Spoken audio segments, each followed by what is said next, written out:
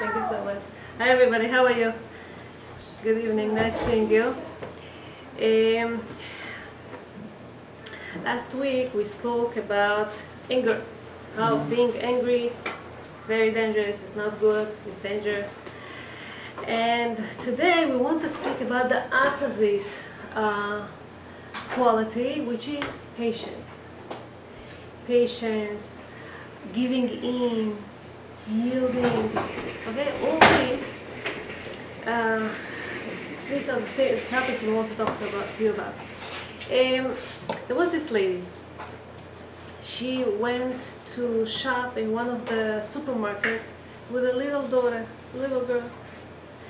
So they go through the aisles, and there was another woman that she was behind her.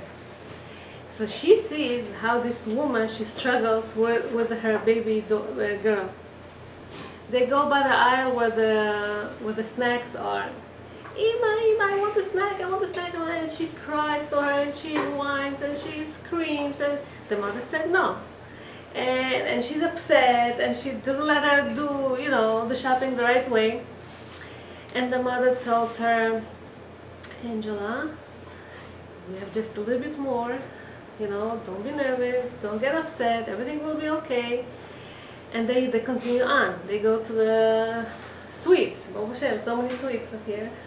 And she wants this sweet, and she wants that sweet, and she keeps crying and yelling and getting wild and kick her feet and shout and scream. And her mother tells her, Angela, we'll soon going to be done. Don't worry, don't get nervous, just a little bit more and we'll be done. They continue and they continue until they get to the cashier. And as they get there, there's this nice stand of all these gums, all these colorful gums. And the girl is asking for this gum, and the mom says no. And again she screams and kicks and yells and upset and this. And the mother tells her, Angela, don't worry, we're going to be gone in a second, we will finish here soon, and then you're going to get the nap that you need, and everything will be okay. And then they leave the store, they go towards their car, and the woman behind, she was so impressed the way that she handled the daughter. She comes to her and she tells her, listen, I saw how you were, you were fine with her, you didn't you were very patient, you didn't lose your control, you were fine, and you were okay with your little Angela. She tells her, Angela, it's me. My daughter's name is Tammy. She was coming.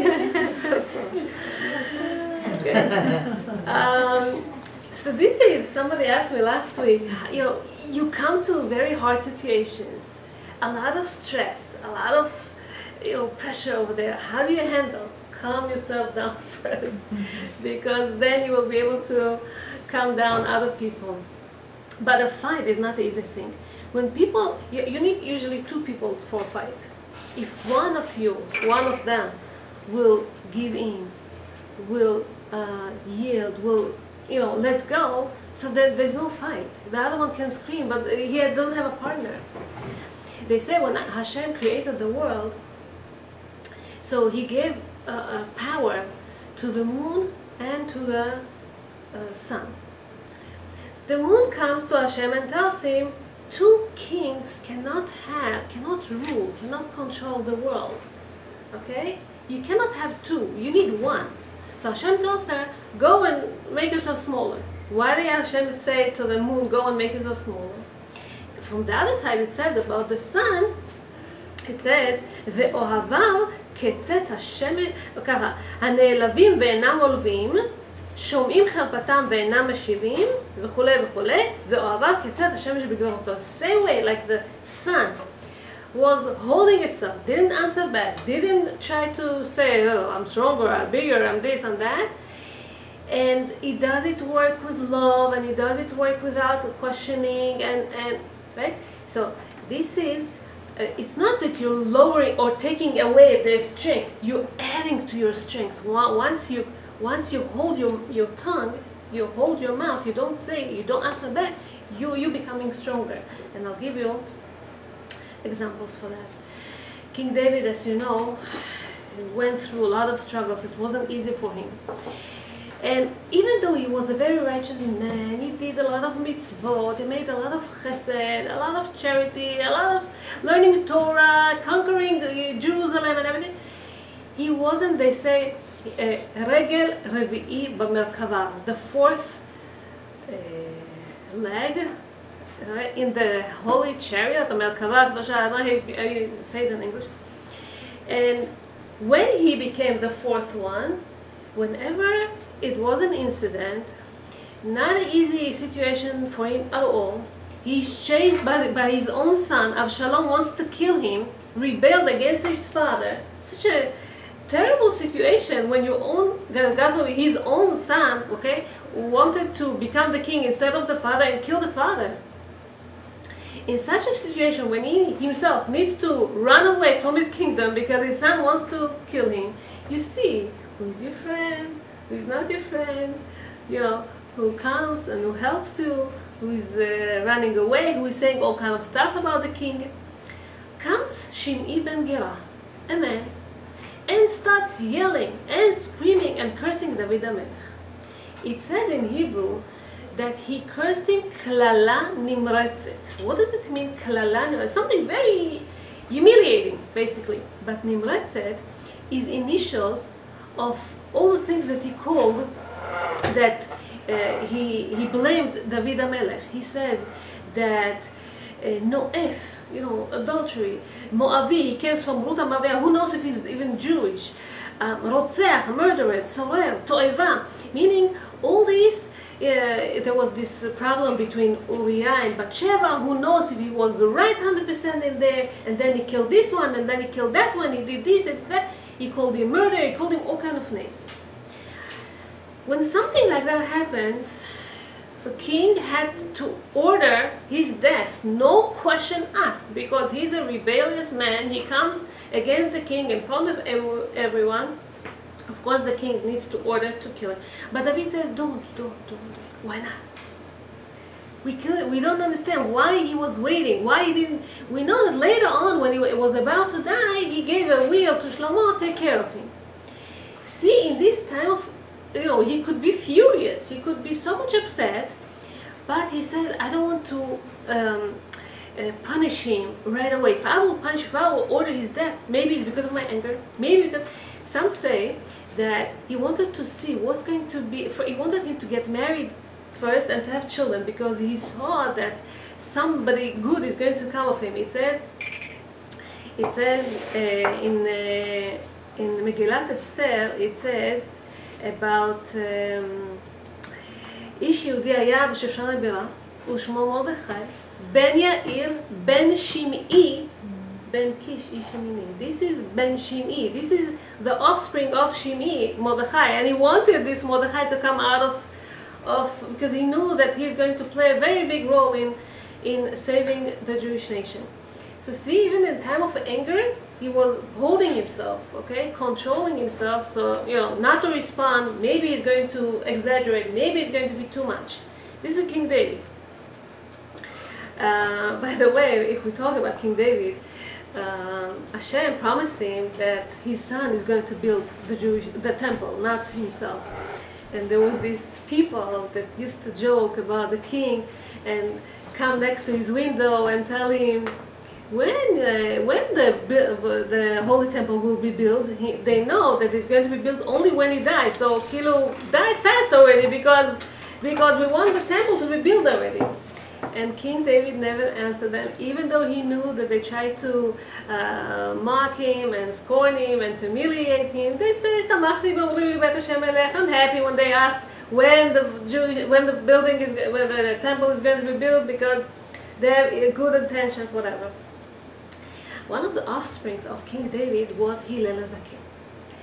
Hillel HaZaken, he was a leader in Am Yisrael. He lived around the last 100 years before the destruction of the second temple. That time wasn't an easy time for the Jews. And there was a lot of Prushim and Tzdokim, all kind of people within the Jewish people that was fighting among themselves. And he came and stood up as the leader. He was in a time that there were pairs. His pair was Shammai Zaken, and Hillel, we know that they were representing two opposite ways of thinking. Shammai was very strict with the law. Was very strict. There's a lot of examples. Some people come to convert, and for stupid reasons he didn't accept them. And Hillel did accept, because he saw the future. I don't want to speak too much about this. I want to give you one famous example that you all know about Hillel. It says that the followers of Bet Hillel, their laws were accepted more. Why? מפני שנוחים ועלובים. They were very humble people. They were accepting the other people's opinion. They were even saying it first before their own opinion, and Hashem loves it very much. So, very famous example, but see how we can learn it in such a beautiful way, a deeper way. Two people make a bet. How were we able, or if are we able to make Hillel upset or not? Okay? So look at this psychologist. He comes and he bothers Hillel at a very, very not easy time. Friday afternoon. How busy it is. Okay? And he needs to take a shower, Hillel. Now, years ago, we didn't have hot water in a faucet. You need to warm water, you need to make a bath, until the water gets warm, until he sits down. Somebody calls him, like, who is Hillel? Who is Hillel? Like, he is the president of the whole Jewish nation. He's the most highest person in the nation.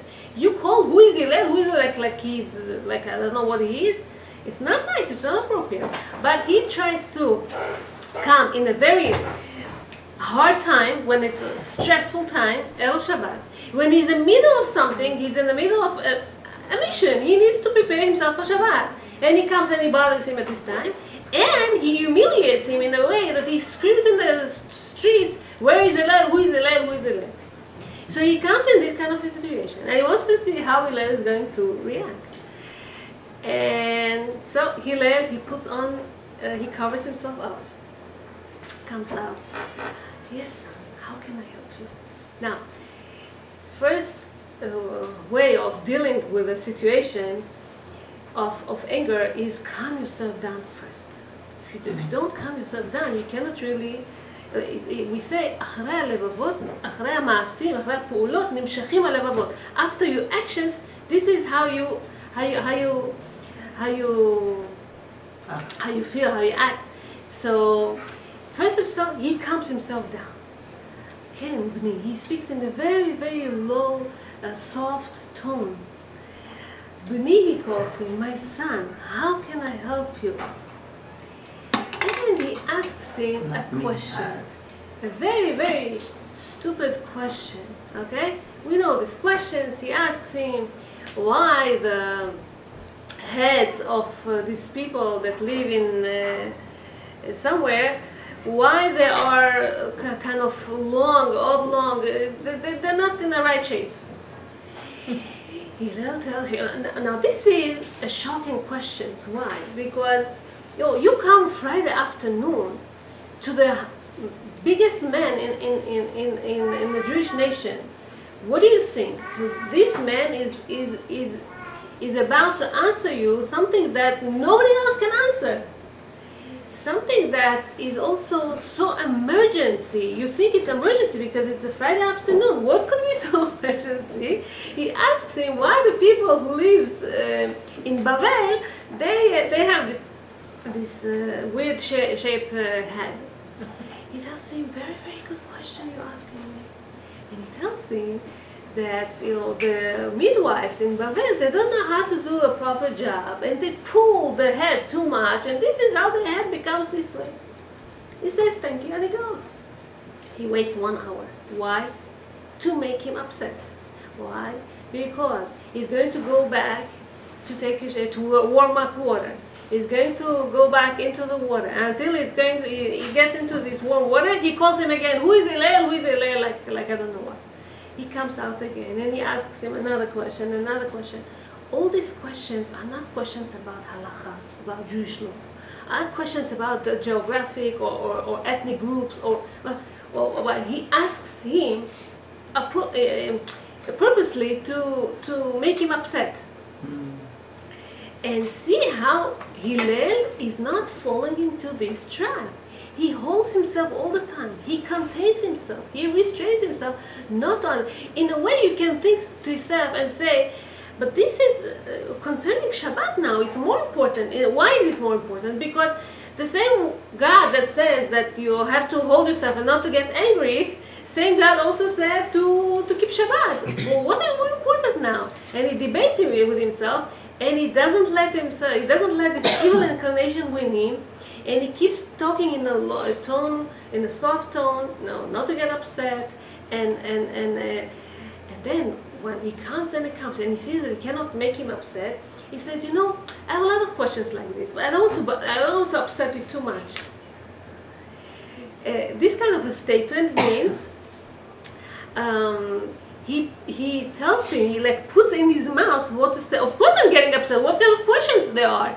You know, he can answer something like that, but he doesn't. He says, all the questions that you have, I'm ready to answer you. I'm here, waiting patiently, and I have no problem. And he says, are you Hillel that everybody, you're Nasi Israel? Everybody, he says, yes. He says, I wish there would not be so many people like you. He says, why? Because of you, I lost 400 zuz. 400 zuz was a very, very big sum of money. It's like a salary of 2 years. Now, why would somebody bet on such a high salary, like $2,000, to make Hillel upset? So I heard Rabbi Shalom, he says something very, very interesting.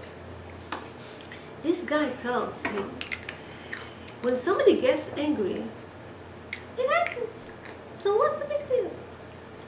You don't ask questions why the head of the Bavlim is this way, why the eyes of the Chinese is this way, and why the feet of the African people are this way. They're just born like that. Who cares? They are as they are. I am an angry person. I am as I am. What do you want from me? I cannot change myself. Why should I change myself? This is this big question that he asks Hillel. Hillel says, no, you're wrong. You have to work on yourself. You have to change yourself. You have to improve yourself. You cannot say, I'm an angry person and I will stay like that. It's not true. Because if you want, you can change yourself. How do we know that if you want, you can change yourself? How do we know that? It says, Shlomo Melech, he writes in Sefer Mishlei, he writes there, Ve'haser kas milibecha. Take away this anger from your heart. Means you're able to do it or you're not able to do it. You are able to do it. How are you able to get away from anger, not to get angry? Is it possible with that? Look at our Torah. And our Torah gives us all kinds of advices, okay? We know that, I mentioned last time, that anger causes a lot of health problems. God forbid heart attacks because of anger. God forbid strokes. God forbid all kinds of cancerous disease because of this. Your immune system is not so strong, and all kinds of other problems that you can have because you are stressful too much, because you're getting upset, because you're getting angry very fast. So the Torah doesn't tell us, go to the gym and make exercise, or eat healthy food, don't eat too much sugar, don't do this, don't. No. The Torah says,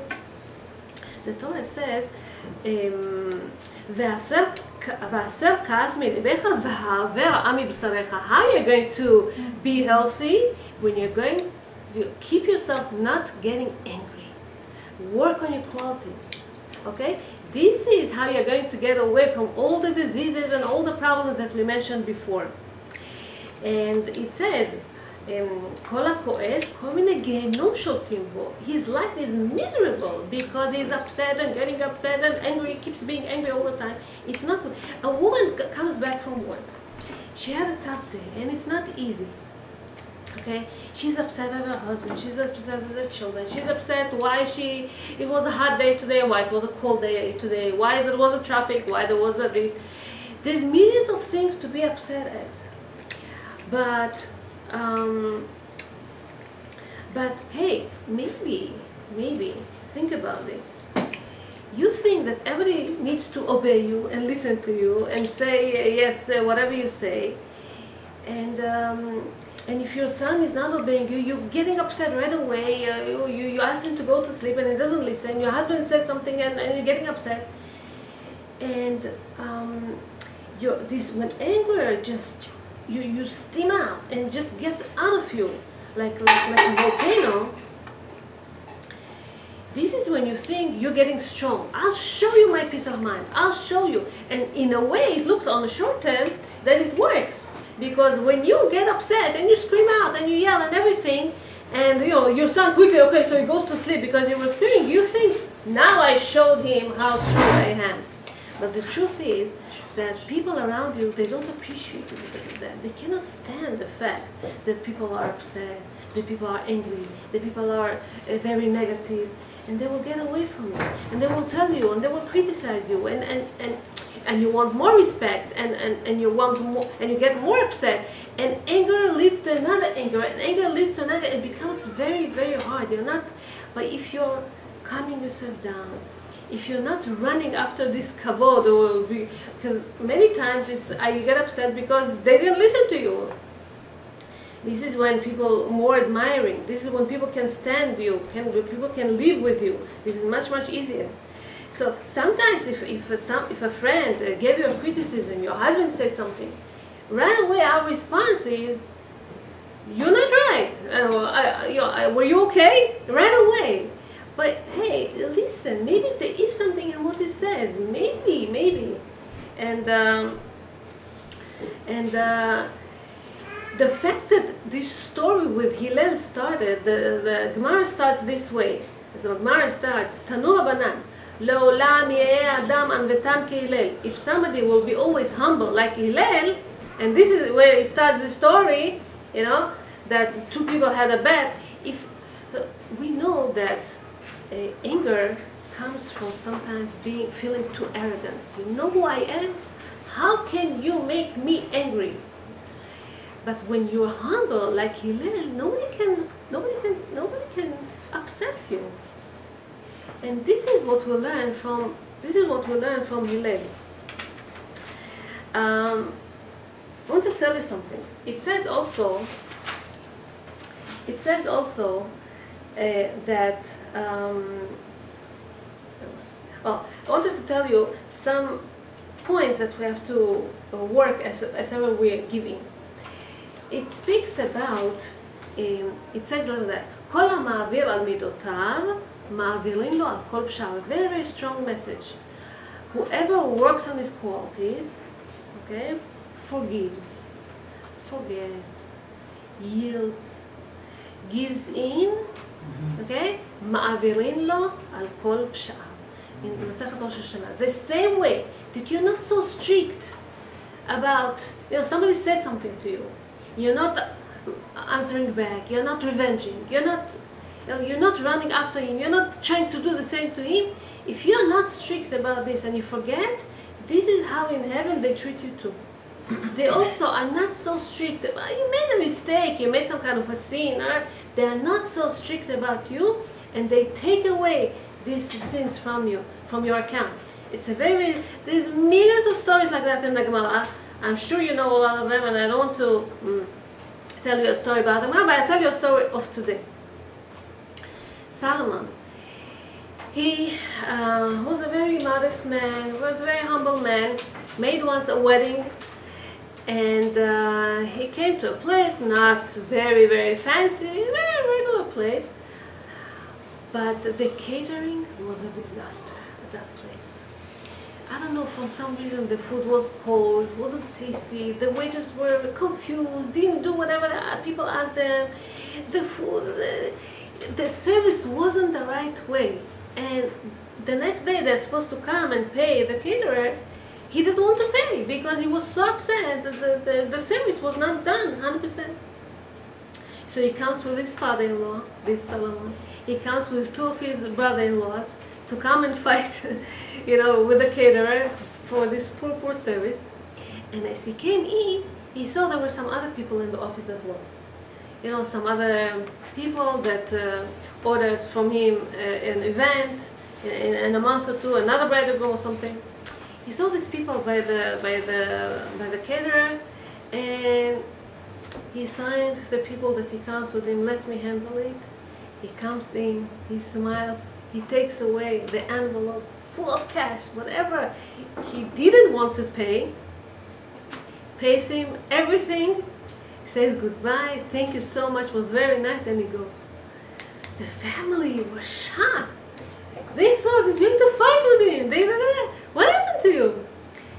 He says, you know something, I changed my mind. I remember all of a sudden my grandfather. Oh, what happened to your grandfather? His grandfather used to live back in Europe, in Eastern Europe, Eastern Poland he used to live. And he was a very simple man. He had a chicken coop in his house, in his yard. 40 chicken he had, and selling all these eggs, he made his money. So one day he comes into the chicken coop, he counts over his chicken, it looks a bit too little. He checks, he says 30 instead of 40. 10 are gone. The next day another 10 are gone. He said to himself, this night I'm going to stay awake and see what happens. Who steals my chickens? He gets into this chicken coop and he hides inside there. The whole night he waits to see who. And in the dawn, in the morning, early morning, he sees an image that's covered with a blanket so nobody will recognize. Comes and takes the chicken from there. He looks at him again. He saw his neighbor. He got so upset. He wanted to scream at him. He wanted to hold him, to catch him, to rebuke him, to scream, thief, or I don't know what. But then he holds himself over there and he wants to say, let me see how he's going to be doing that. He prays with him every morning in the shul. Let's see. He goes home and he's so broken, really. He feels so upset. And he goes to shul and he wants to see how he acts with him. He smiles to him, his neighbor, like nothing happened. Like we're friends, like we're okay. And behind his back he steals from his stuff. He got so upset. So for a while already, he filed he wanted to leave. He had some relatives in America. He wanted to go to America, come to America. And he says to his wife, with this kind of neighbor, I want to stay even 1 second. He takes his stuff, he takes everything, his belongings, he gathers up everything. The next morning he leaves his town to go to the port where the ships are selling to America. What's the rush? Makara. But he did that. He gets into the ship and is inside the sea.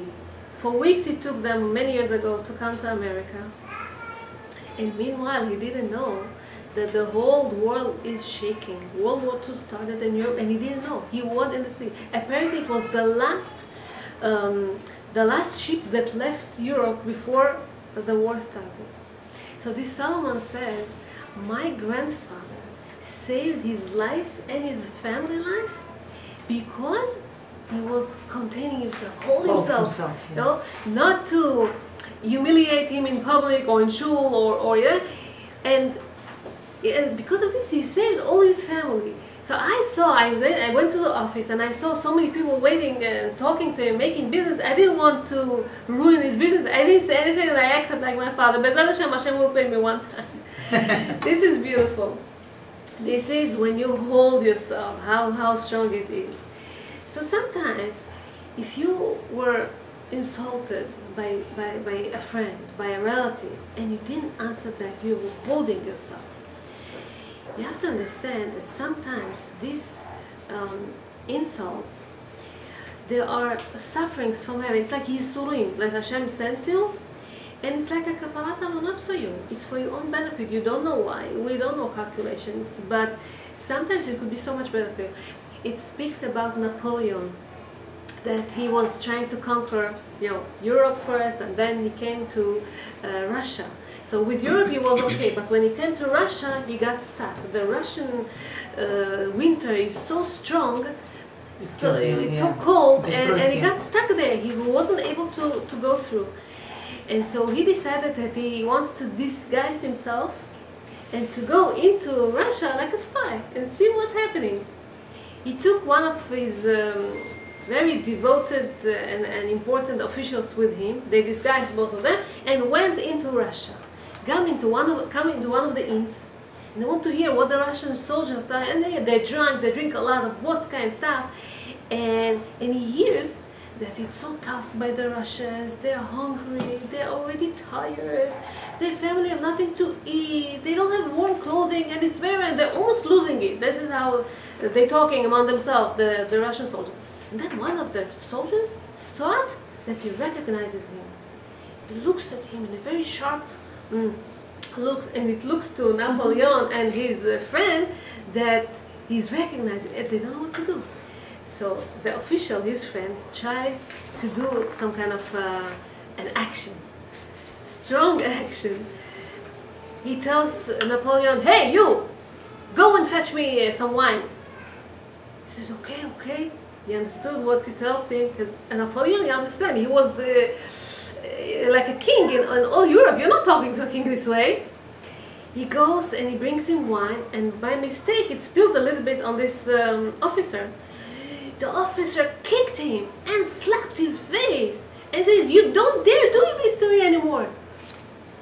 So the soldier was looking and said, "Cannot be Napoleon." And he didn't look at him anymore. Napoleon and his friend ran away from this inn, and they didn't recognize him, didn't know about them anymore.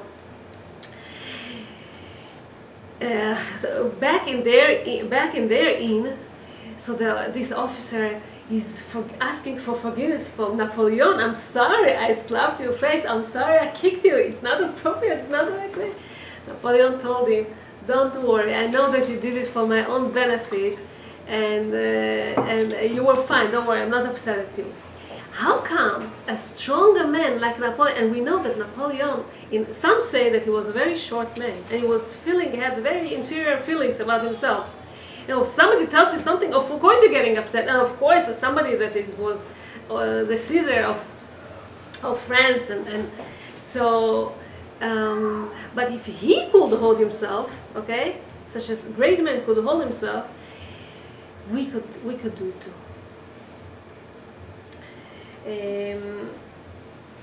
Let's give you a good advice. Let's say you were announced that you won the lottery. How do you feel? What we won? Lottery, $1 million. Lottery. You feel high. You feel so happy. Of course. Of course. And all the way, you're coming back from work, all the way home, you're going on a train, you're going on a car, you're going on a bus. You have no room, but who cares that you don't have room? You know that you won the lottery, you have the ticket in your hand. And then somebody by mistake stepped on you. Who cares? Because your mind is not there. Your mind is when to invest, where to invest, how to divide the money, who's going to get, what I'm going to buy, which car, which house, where, this is what your mind is doing. Your mind is racing with what to do with your money. You don't care that somebody took your space now, or you don't have room, or somebody stepped on you by mistake, because you're beyond this, right? Exciting. You're excited, you're beyond this. People that have purpose in life, they don't care so much about, so she said something and he said something, and she didn't put enough sugar in my tea, or the food was too salty, or who cares what color shoes I'm wearing? Because people that are busy with helping, with spiritual, speaks about Dr. Yonah Salek. He was a Jewish doctor that invented this, I think he got the Nobel Prize, this nasio for the polio. In the 1950s, a lot of Jewish babies that were born in Israel became paralyzed because they didn't have this immunization for polio. And he was sitting in his lap day and night, day and night, day and night. In front of his eyes, he's seeing millions of kids, millions of babies that are pleading for him, please find this cure for our disease because they suffer so much. So his wife used to prepare for him food, some sandwiches, something to take to work, and he never had time to eat them. She used to call him, Yana, did you eat something? 10 o'clock in the morning. No, I didn't. Soon. 12 o'clock, did you eat something? No. 2 o'clock, did you eat something? 6 o'clock, she would come herself, shut up all the microscopes and all the, let him eat for 15 minutes, I don't know, something. Why? He didn't have a stomach? He wasn't hungry? Of course he was hungry.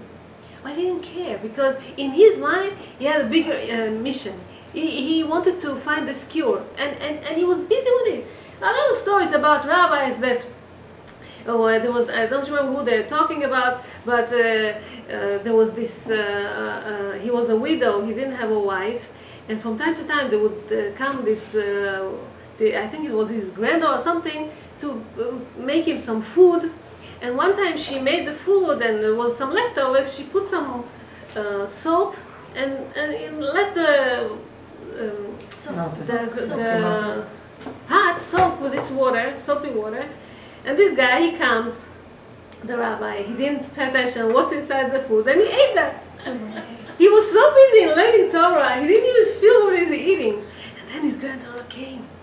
He says, Saba, what did you eat? He says, whatever was there, it was good, don't worry, it was good. So, yes, it says also, המעביר על מידותיו זוכה שתפילותיו מתקבלות בשמיים. He has the merit that his prayers are answered in heaven. But the one that works on his God, the one that is not getting angry and forgives. We all know these examples in the Gemara. There was this famine and rabbis are coming and they're trying to pray and Hashem is not listening, and then Rabbi Akiva came to pray and Hashem listened. Rain came. Why? A voice came from heaven. This guy, he's working on his qualities. See how strong it is. Speaks about